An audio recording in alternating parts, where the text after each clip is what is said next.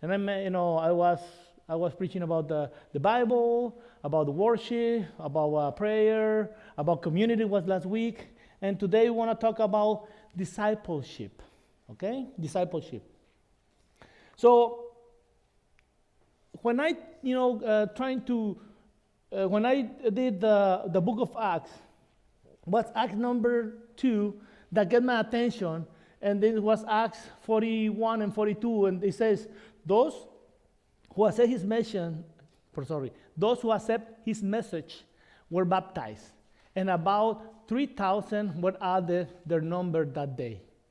So they devoted themselves to the apostle teaching, and to fellowship, and to the breaking of bread, and to the prayer. Okay? So that's why we're trying to get what the early church, start, and what can we learn from that. And this time I want to talk about discipleship. And then in order to understand what discipleship, start in the early church is when 3,000 people just accept Jesus like that, one day. Okay, was the day of the Pentecost, and then Peter shared, and then they accept Jesus. Okay, they say yes to the gospel, and then 3,000 came. So many of you were teacher or are teachers, okay, in the school. So imagine that 3,000 new students arrive to your school. How is it going to be? Thinking about it, okay? And it's only for the school. But in this case, these people, it wasn't from that day, from that city. Okay, they wasn't from Jerusalem. Was outside of Jerusalem, these 3,000. And in that time, they don't have Zoom, or they don't have WhatsApp, or they don't have Skype, okay? So they need to be there. So not only have problem, for the school, but imagine to feed all of them. 3,000 to stay longer, okay? Do they go for a vacation or for a celebration? And then they accept Jesus, and then now they need to start knowing more about Jesus, so they need to stay in Jerusalem longer than they thought. So the money that they prepare for 1 week now is not enough. Okay, so what happens when you go for vacation and then the money run out? You don't enjoy it anymore. I don't know that happened to you. That happened to me. One time I went to Norway, and on the way back was hurricane in New York. So we want to fly back from Amsterdam. But the weather was really bad, so they closed the 3 airports in Amsterdam. Sorry, in New York. So I have a buddy pass. Buddy pass means a person who works in the airlines give it to you really cheap. But if you have a space in the plane, then you get into the plane.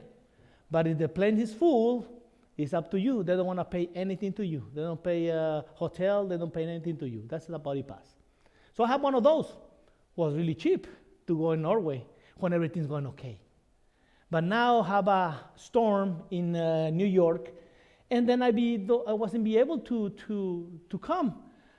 Or being in have 43 space in the plane that I want to come. For like this, I'd be in the number 23 in the waiting list. So that day, I didn't come. So I'm thinking, the worst case scenario is like I've been 1 day in the airport in Amsterdam. It's not a big deal.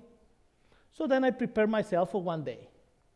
And what happened the next day? The next day I need to go to 3 different times for going, to Chicago or Miami, anyone to go to the United States, and then I'd be able to move inside. And all of them are full. So I have another day. And then another day. And then another day. It was 5 days in the airport with no money. I just come back with no clean clothes, because it's the last day, so I want to come to the house and want to wash clothes. Then I met another missionary who was in the airport, and would say, "Can I help you?" "Yes." "You have deodorant?" Okay. So I stayed there 5 days, and then finally I come, but I didn't enjoy it. I don't like to be in Amsterdam anymore. I know the airport. You want a tour of the airport, Schiphol Airport? Let me know. I'll give you a tour. Where to buy stuff, where to take quick showers, okay? Where to eat cheaper, okay? Let me know. I could help you. But anyway, when you go to a place and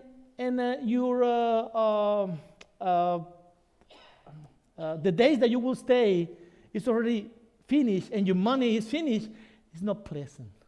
Okay, you say like, "I don't enjoy it. I want to come back." Well, for them, wasn't like that. They say, "Okay, I want to know more. I want to stay there." So they stay there. That's why when we hear, we don't continue reading, they say that they sell the properties and they give it to the apostles so they can figure out with this problem, because they have 3,000 more mouths they need to feed, okay? More people to feed. So that's why that happened. It was a little chaos.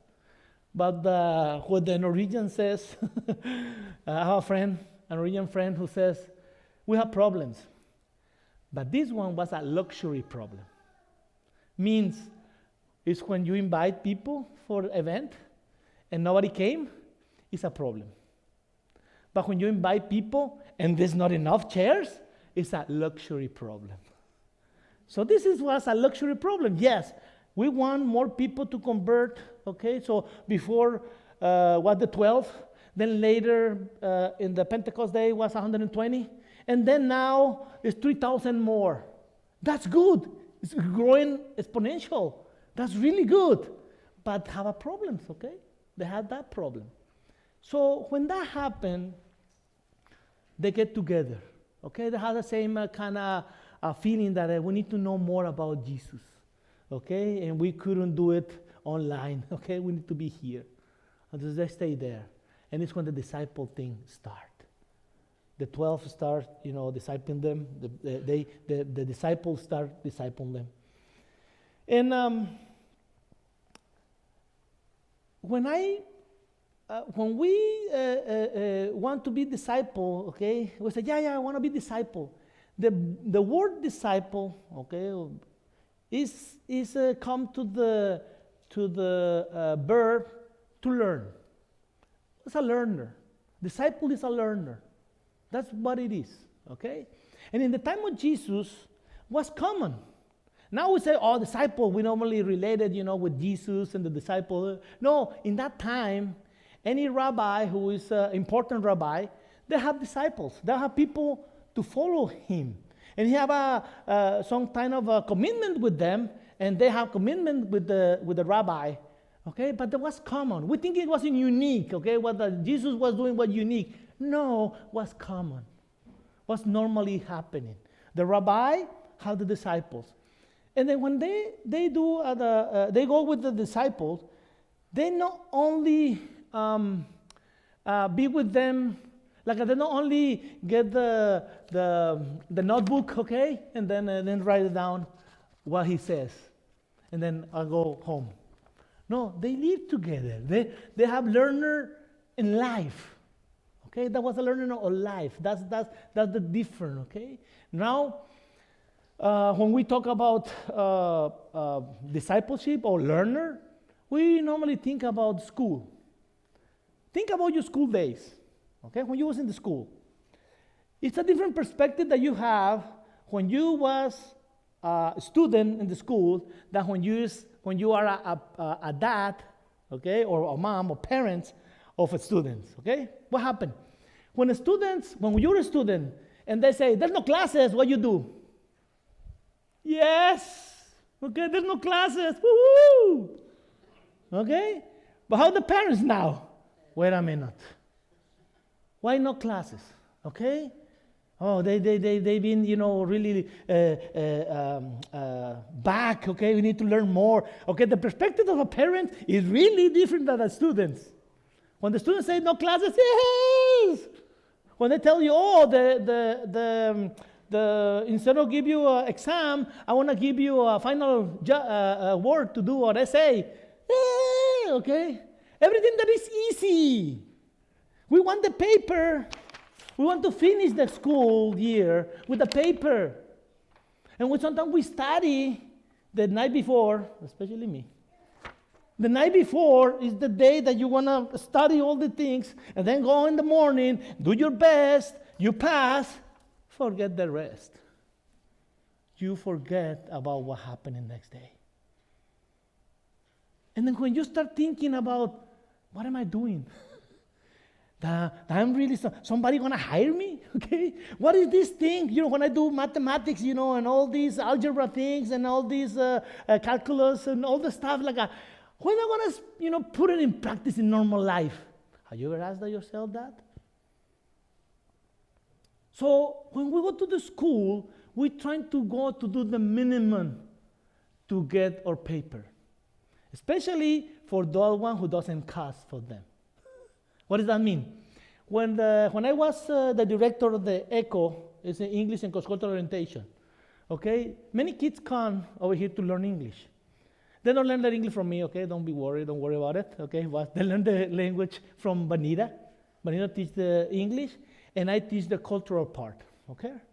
So, because I know the cultural part, sometimes they came thinking that it's vacation. They come over here, they don't want to study, they don't want to turn the essays, they don't want just to, there's spoiled kids to come, to have money to come over here and they don't want to learn. So the question that I have is always, who pays for this school? It's only school for, it's a course kind of thing instead of school, but it's a 3-month school. So I always asking, who pays for it? Because the person who pays is the person interested. When a student pays by himself, you have a different way. They're trying to get it, okay? I paid for this. I want to get as much as I can. When the parents pay, vacation. Understand that? Okay? So when we're thinking like that, and we're thinking, I'm a learner or I'm a disciple, it means I want to try to do the minimum, okay, to pass the test. I want to do the minimum to pass the test.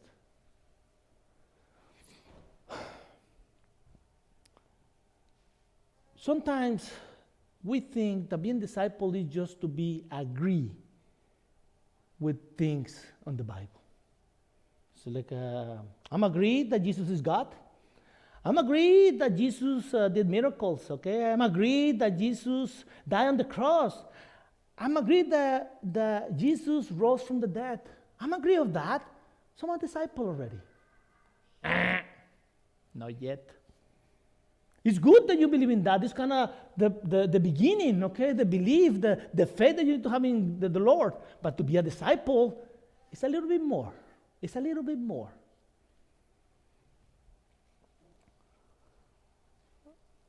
The word disciple, reference to the disciple of Jesus, they use more than 200 times in the gospel, okay? Matthew, Mark, Luke, and John.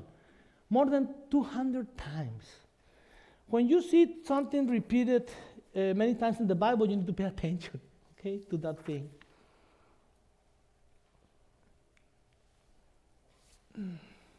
When the day of the Pentecost came, they were all together in one place. Instead of 12, 120. Luke 14, 25, 26. This is Jesus, okay? Jesus is walking, people are following him, and then Jesus said that to them. Large crowd were traveling with Jesus, and turning to them, Jesus said, 26, if anyone comes to me and does not hate father and mother, wife and children, brother and sister, yes, even their own lives, such a person cannot be my disciple. And then when you see, imagine you're with Jesus, and then Jesus turned and said that, And say, wait. God, Jesus, easy. Let's talk about this, okay? We want more people become a disciple, okay? You don't think Jesus want more people to be disciple? Of course he wants. So why he starts saying that kind of stuff? He doesn't know too much about selling, the idea, okay? He need to go to school to see how to sell stuff, huh? He doesn't sell so well. He put the bar higher. What do you mean about to hate a father and mother, wives and children, and brothers and sisters to follow you? Man, half of them they're gonna come back. Jesus, when you wanna say something like that, we need to be agreement, okay? We need to be all of us and the disciples talking about that, okay? Please, you're. Why Jesus says this? Jesus do hyperbole,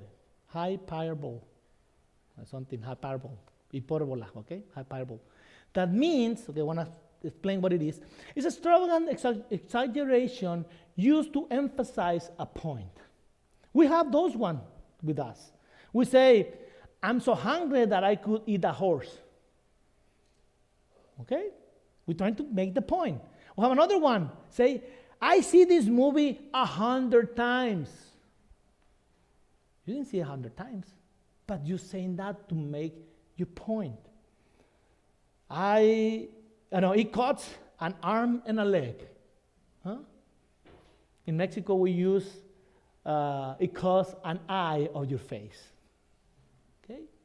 So those kind of things, when we say it, we exaggerate, the point. It not really means that. Because I want to ask you, what do you think Jesus promote? The hate or the love? If he promote the love, why he say hate?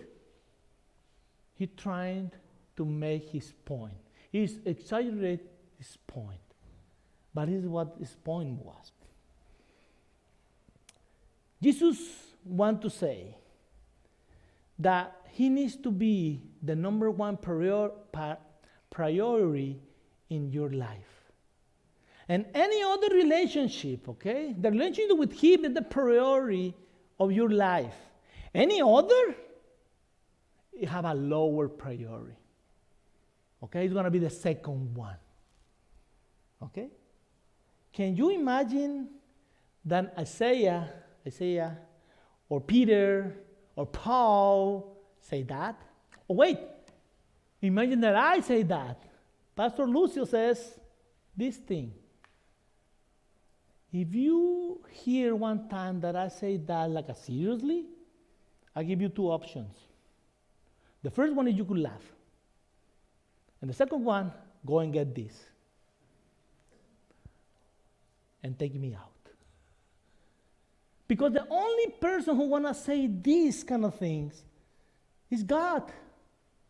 So Jesus, when he say these things, that I want to be the first priority in your life, he's saying that he's God. No one else. There's a lot of good people in the earth. Famous people, important people, kind people. Yes, but no one like Jesus. No one like Jesus. And when he says, I demand you to be your first priority in your relationship, he mean it. And he's the only person who could say that. No one else could say that. Luke 14:27. And he continue, okay? Not only say about the hate your mother and father, okay? He continue. Say, and whoever does not carry their cross and follow me cannot be my disciple. Cannot be my disciple.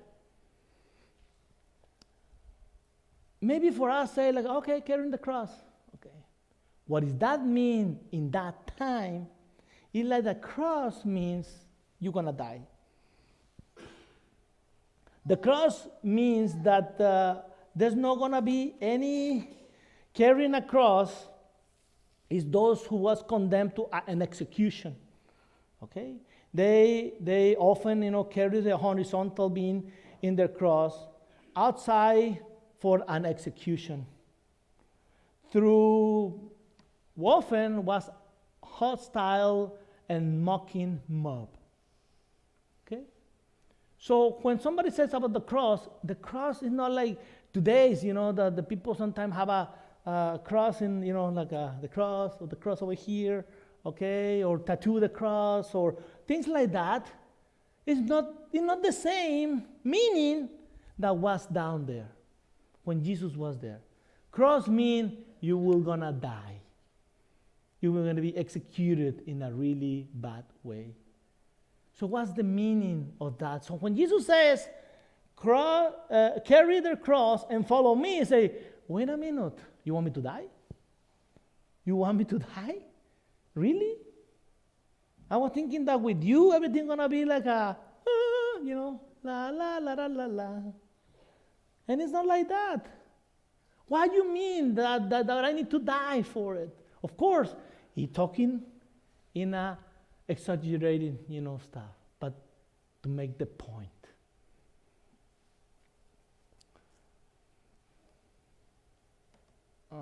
The principle that is over there, when he talk, it says that you think that my family is mean that what my family says is more important than Jesus.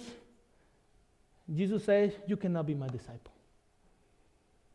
If what my friend thinks is more important than follow Jesus, you cannot be my disciple.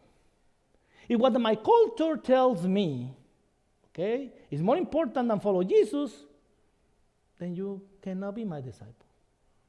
If my plans, my dreams are more important than following Jesus, you cannot be my disciple. Okay, I got it, I know, but not now. Let me live my life, okay? Let me do what I need to do, and then I want to come back and do the disciples. He says, with that way of thinking, you're not my disciple. I remember when I have family who they mean Christians, and I have family who wasn't, okay? So when I was young, they come to me and say, hey, you want to accept Jesus in your heart? I say, no, I'm okay. No, but God have plans for you. God love you. Okay, that's okay. Do you think you want to go to heaven? Yes, okay, you could go, I could stay here. Because I was young. So I want to live my life. And then when I getting older, when I almost die, I want to be in the hospital, and then I said, Jesus, okay? And instead of going to the hell, okay, I go to heaven, and I win. Okay, I win. That's why I didn't want to accept Jesus yet, because I want to live my life. Because I think that I could do better with my own thoughts. I could do better with my life than he could do it. Because if I say yes to him, he want to make me suffer. So I don't want that. Oh, so you didn't suffer by yourself, don't you? Everything's really good. Okay? So you don't want to follow Rabbi Jesus. How about you been following maybe Rabbi Pleasure? Or you have been following Rabbi Success? Or how about you following Rabbi Comfort? Or how about you following Rabbi American Dream? Without Jesus, it's American nightmare.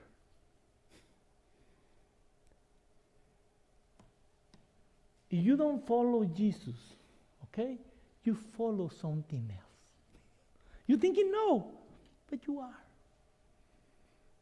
You don't follow Jesus. Rabbi is not the person that you follow. Rabbi Jesus, you follow something else. And he said to you, if you follow something else, sorry, you cannot be my disciple. And it's not me. I'm not judging you, okay? I could be seated over there too, okay? I'm not judging you. It's Jesus who said that, not me.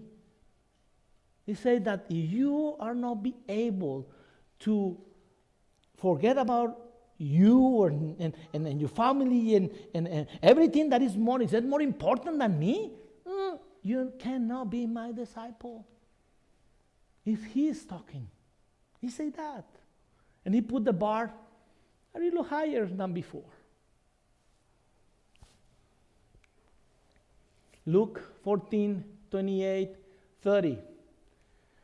Suppose one of you wants to build a tower. Won't you first sit down and estimate the cost to see if you have enough money to complete it? 29. For it you lay the foundation, and are not be able to finish it. Everyone who sees it will ridicule you. 30. Saying, this person began to build and he wasn't able to finish. Jesus says, look, and when you say you want to be my disciple, I want you to check, okay? Go to your room and get the calculator, okay? Or the cell phone, and check it out how much this costs to follow him. He doesn't want you to follow him in a blind way. Oh, I want like a blind, faith. No. He wants to know that you understand. He don't want a naive commitment.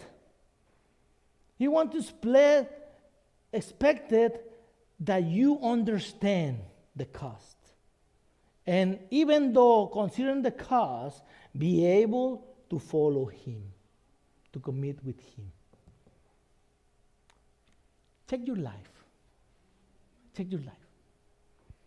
And I want you to understand you've been 20, 30, 40, 50 or more years with Jesus. Okay? Think about your life. And think about if it worth it to follow him until now. Or ask somebody else. If it's not enough, for you being in a Christian and follow Jesus, ask somebody else who's been that many years. And see if they want to say, I should quit 30 years ago. Okay? I don't know why I'm continue doing this. It's not going to happen. It's not going to be like that. As much as you give to him, as much as he gives to you. Nobody can say, if there been that much walking with Jesus, that, I do too much for him, and he didn't bless me. It's not like that. When I start in YWAM, when I feel that God called me to the ministry, to the missions, I didn't want to. I don't want to be a missionary. I don't want to be missionary because in my mind was a person, begging for money with the shoes really dusty and almost fell down. And that's something that I want to have, okay? I'm an industrial engineer. I finished my career. I'm somebody. So I don't want to be a missionary. And I said to him, I don't want that. I don't want that. I want to start and learning the Bible, okay? I want to go to a Bible school or something like that, okay? But with that wrong reason. Why I want to be in a schools of Bible instead of a missionary? Why? Because my heart wasn't okay yet. And my heart was full of pride. And I want to go to the Bible schools to, when somebody have a problem, I came and I say, I know what is your problem. You swear too much. You need to read James. James is your problem. You have problem with the mouth, okay, with your tongue. Oh, wait a minute. You have you're scary in the night. You feel like someone. Ephesians, 6. You need to read that one. And the people can say wow, this is a man of God. And I wasn't married that time. So what do you think I want attention for? Okay? I want not only the people say that I'm a man of God, I want the lucky one, okay? Be sitting over there and say, oh, look at him. He's a good man to marry. Capiche? I'm looking for this position to upgrade myself. God say, it's not going to be like that. I need to work first.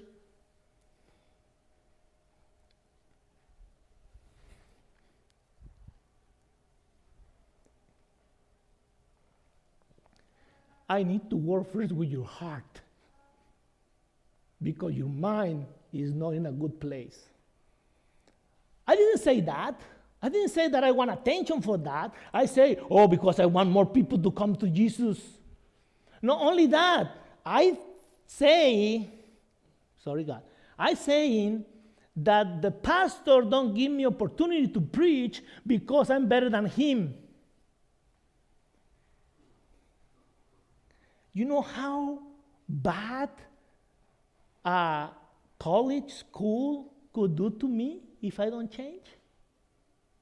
Capiche?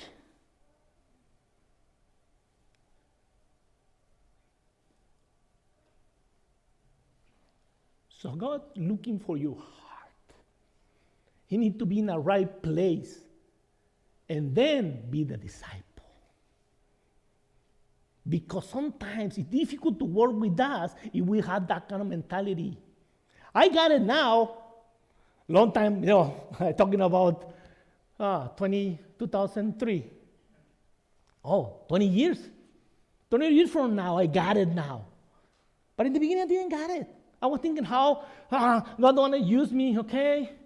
I could be, talking I want to, but for different reasons. So check your reasons. Matthew 5:13. You are the salt of the earth, but if the salt lose its saltiness, how can it be made salty again? It's no longer good for anything except to throw out and trample under the foot. We are the salt, okay?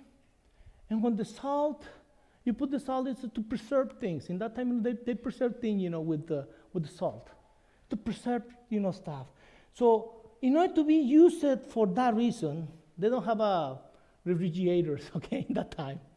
I don't know, you've been places, when I go to Norway, I saw kind of things, hanging, maybe here or maybe they have, but they have a food, meat with just salt around.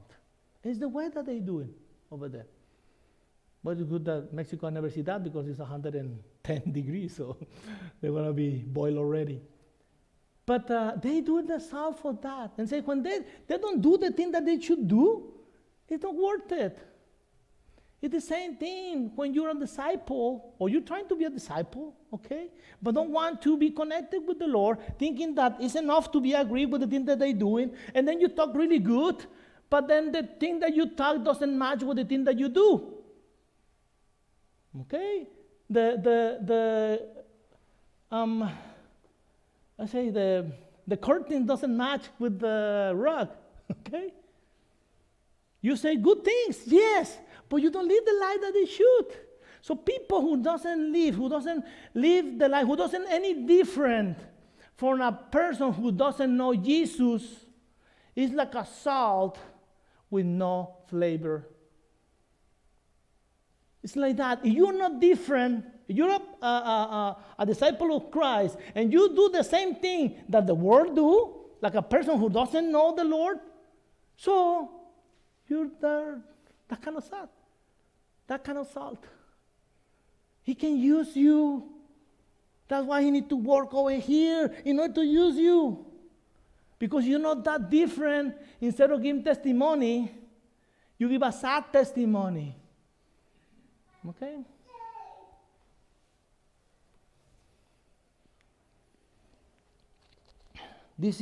I've showed you this before, okay? This is knowledge, okay? Knowledge is here. This is knowledge. But this is works. Sorry, it doesn't see it so well, okay? Knowledge. Most of you know, okay, you read the Bible, you have knowledge, you go to places, okay, to know more about the Bible. Not only that, you already have things in your house, and you check online to check more and more information, your knowledge, okay? And it's not bad to get information, to get knowledge. But you get all the knowledge, but you only do that much of works, is the much you put in practice, then you have this area. And this area named guilt. Things that you know that you should do, but you didn't do. Have you ever feel like that? Have you ever feel like, I should read more, I should give, I should do that to be more like Christ, and he doesn't like that, because you know, but the works doesn't match that. I recommend that you put knowledge and put in practice. Knowledge and put in practice. Knowledge and put in practice. Because as closer that they are, less guilt or less insatisfaction we will feel. But you know a lot, but you didn't do it, then you always like, why not? Why should it? Okay?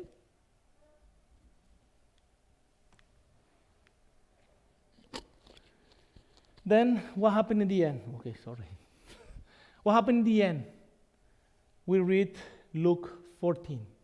And then at the beginning of Luke 15, they say this. Luke 15:1 says, now the tax collector and the sinner were all gathering around to hear Jesus. We thinking that the way that Jesus said to be a disciple, he put the bar high, and they were thinking now the people want to leave. But no, these people still want to know. When you know that the thing that you're doing, okay, represents something bigger than yourself, okay, you want to be part of it.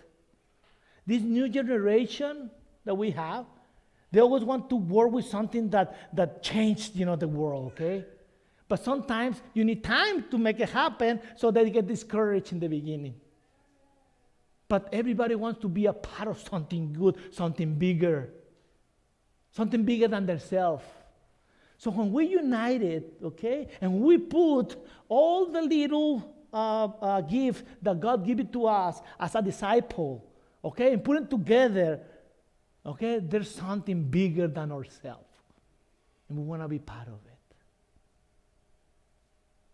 What happened over there? Jesus put the